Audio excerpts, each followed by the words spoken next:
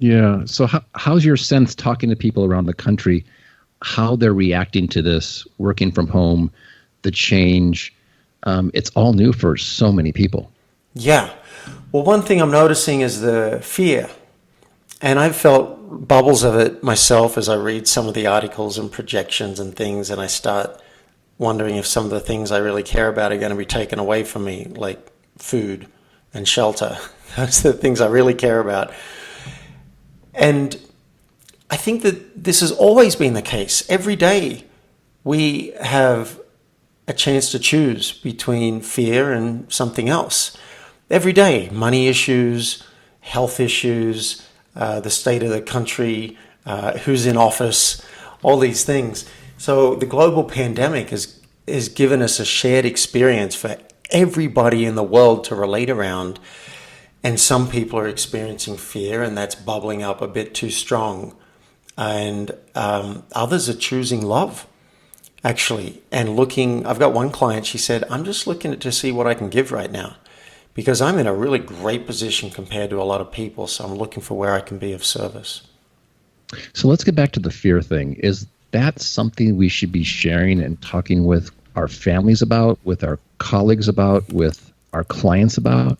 Well, I got to warn you and all the listeners, I'm biased. I've, after maybe my first 20 years of life not speaking my truth, including the awkward and uncomfortable ones, because I didn't know how to do it and I didn't know you could even do it. And then the last 30 years pushing myself towards speaking more of the truth. I'm totally biased because I think it works out better for us. And so, yes, I think we should be naming our fears. If you've got a team, a staff, get with them on Zoom and have a call where people can voice their fears. Hey, this is what I'm afraid of. This is what's going on. Here's where I see opportunity. Here's where I feel optimistic. Let's do that. Do it with our families. Do it with our co-workers so that we can name it. Because as soon as you name it, it tends to have less power over you. Zoom is becoming the meeting place. I mean, and so many wonderful things are happening. And I was watching the Today Show this morning, and there was a concert last night with all these wonderful music acts performing from home. And before we got on the podcast, you were saying that you're seeing tons of neighborhood things going on through Zoom that are just wonderful. Yeah. You know, I heard an example of someone who, a friend said that the guy across the street just shoveled everybody's sidewalk and the paths to their door.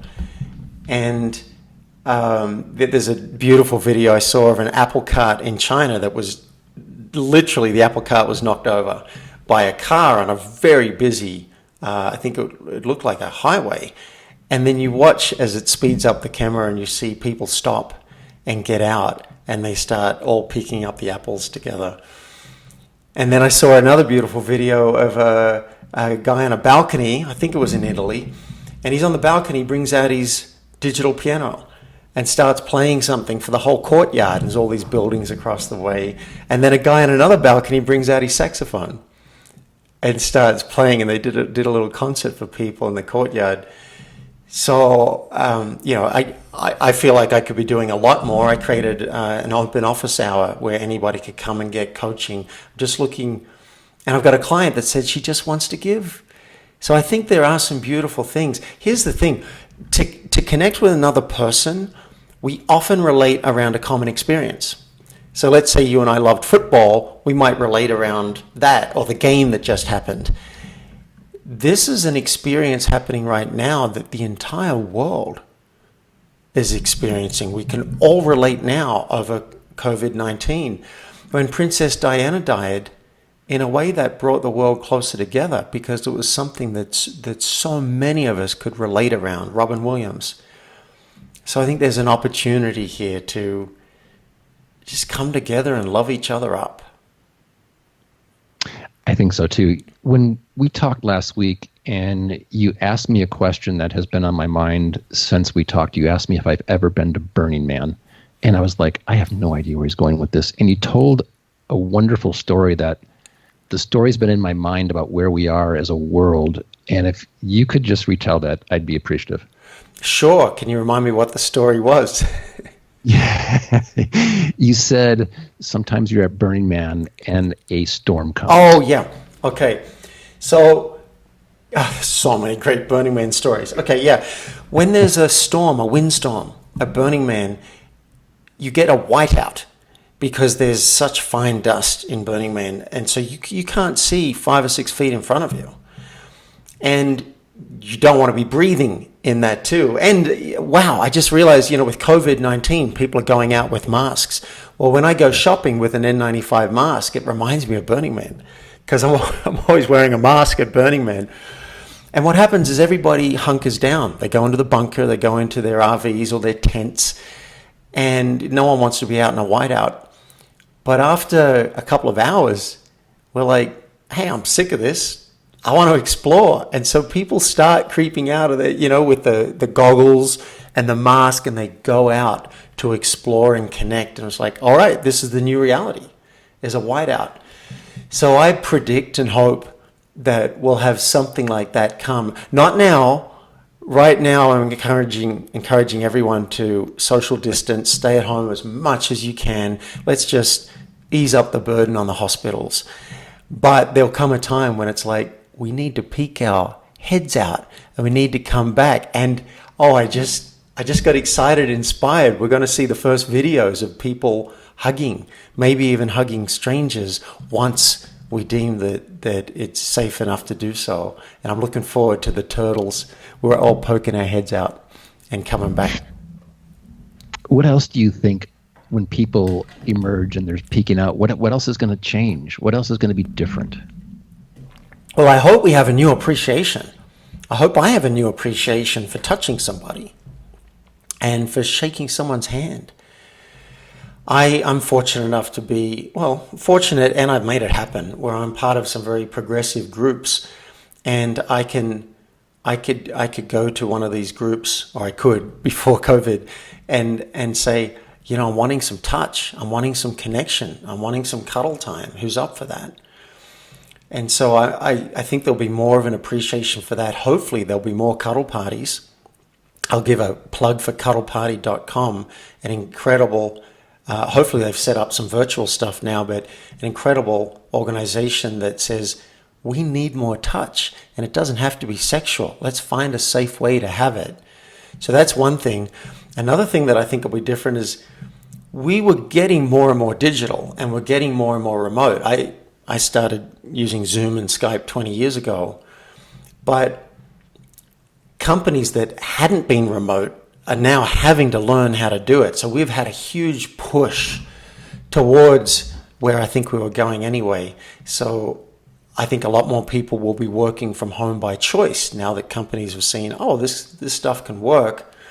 I hope there'll be a big resurgence for face-to-face communication, and that the conferences are really going to come back and people are going to be like, yeah, let's get together and let's really bond. So that'll be happening virtually now that people know that can happen. And people might go, let's not do this conference, we'll do it virtually, and we'll just go to once a year, maybe for the face-to-face conferences. But I hope there'll be some really big demand for face-to-face as well. So continuing my morning music theme of, let's don't stop thinking about tomorrow. Unfortunately, advisors have to think about today. So how should they be reaching out to their clients right now? Well, connection calls are really present for me right now, and they're really big. I just created a couple of videos yesterday about connecting. I want people talking more, always, but specifically now. So one idea might be to host a Zoom call for your clients and prospects. Say, let's come together. Let's talk about what's happening for us and give people a voice to their fear. And then, before the call is done, a voice to their optimism, a voice to what they're seeing, what are the opportunities right now. I just was on a live stream and someone was talking about they're always looking for how to profit in any situation. And I don't mean financial profit. I just mean, how do I make this situation a win for me? That's how they live.